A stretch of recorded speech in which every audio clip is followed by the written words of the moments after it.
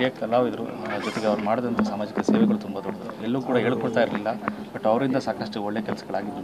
ಭಾಳ ಅವರು ರಾಜ್ಯಕ್ಕೆ ಮತ್ತು ವಿಶೇಷವಾಗಿ ಇವತ್ತು ನಮ್ಮ ಸಮುದಾಯದ ಹಿರಿಯರಿದ್ದಾರೆ.